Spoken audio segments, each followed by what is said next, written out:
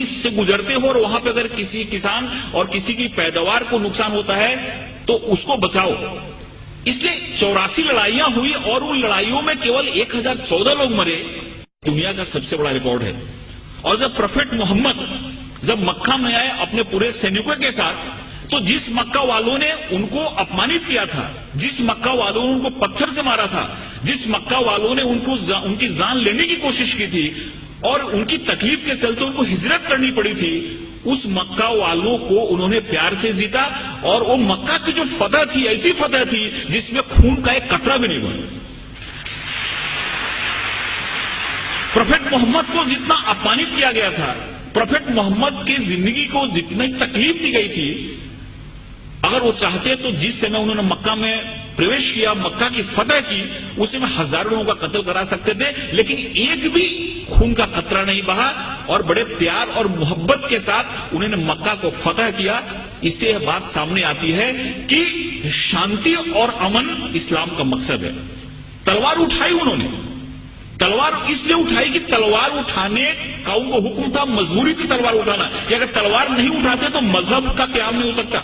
और हर एक जगह गीता में भगवान श्री कृष्ण ने अर्जुन को कहा कि तुम लड़ाई करो, अगर तुम लड़ाई नहीं करोगे तो धर्म की स्थापना नहीं हो पाएगी। अर्जुन वहां से भाग रहा था, अर्जुन ने बोला कि तीर नहीं चलाता क्योंकि मेरे सामने तो हमारे सारे रिलेटिव बैठे हुए हैं। भगवान श्री कृष्ण ने कहा कि यहां पे धर्म की स्थापना के लिए तुमको लड़ाई करनी पड़ेगी, तुमको लोगों को मारना पड़ेगा। अगर तुमने लड़ाई नहीं की तो धर्म की स्थापना नहीं होगी।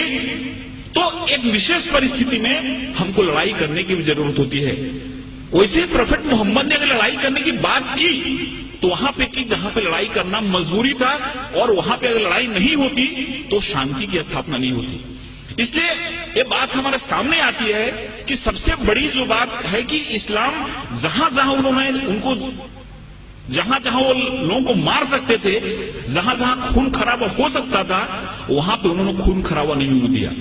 कभी कभी उन्होंने अपने को खुद अपमानित भी हुए, जैसे कि बहुत लोगों को मालूम हुआ कि सुलई हुदैबिया जो एक करार हुआ, एक जो मायदा हुआ, उसमें बहुत सारे ऐसे टर्म थे जो टर्म उनको कबूल नहीं थे, इस्लाम के मानने वालों को, मुसलमानों को कबूल नहीं थे। लेकिन प्रोफेट मोहम्मद ने कहा कि अगर यह मायदा नहीं करता हूं तो बहुत बड़ा खून खराबा हो जाएगा और उस खून खराबे से बहुत लोग मारे जाएंगे। इसलिए चलो मेरा अपमान हुआ तो चलेगा, लेकिन शांति के लिए, अमन के लिए मैं करार करता हूं, जिससे बहुत बड़ी लड़ाई टल गई। ऐसे बहुत सारे उदाहरण हैं। एक बार एक यहूदी का जनाजा जा रहा था और प्रोफेट मोहम्मद अपने लोगों के साथ बैठे हुए थे। उन्होंने जब जनाजा देखा तो उठ के खड़े हो गए। उनके लोगों ने कहा कि ये तो मुसलमान का जनाजा नहीं, ये तो एक यहूदी का जनाजा है। तो मोहम्मद ने क्या, प्रोफेट मोहम्मद ने क्या यहूदी इंसान नहीं होता? ये सारी चीजें हमारे सामने आनी चाहिए।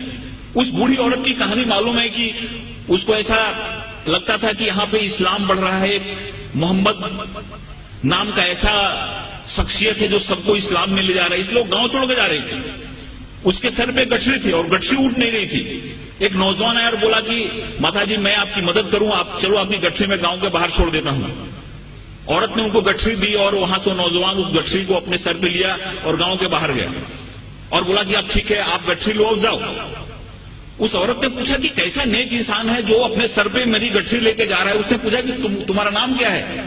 इन्होंने कहा कि मुझको मोहम्मद कहते हैं। जिसके डर से भाग रही थी वही इंसान उस औरत की गठरी को अपने सर पे ले जा रहा है और उसको मदद कर रहा है, और उसी दिन औरत इस्लाम में आ गई। जो औरत प्रोफेट मोहम्मद के सर पे हमेशा कचरा फेंका करती थी नमाज के जाते समय, रोज कचरा फेंकती थी उनके सर पे।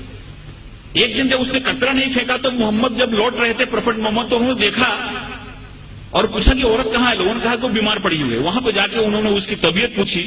उस औरत को लगा कि जिस इंसान को मैंने इतनी तकलीफ दी, जिसको इतना मैंने अपमानित किया, जिसके सर पे मैंने कचरा फेंका, वो कैसा इंसान है कि मैं मेरी तबीयत बिगड़ने पे मेरा हाल पूछने आ रहा है। और वहां पे इस्लाम उसने कबूल कर लिया। एक चीज लोगों के सामने आना चाहिए, ये जो तहम्मुल है, ये जो हमारी सहिष्णुता है, ये जो हमारा एक इंसानियत के प्रति प्रेम है, ये हदीस में और प्रोफेट मोहम्मद की जो सुन्नत है, ये जब हमारे लोगों के सामने आती है तो हमको समझ में आता है। एक हमारे बहुत नजदीक के मित्र हैं जयपुर के,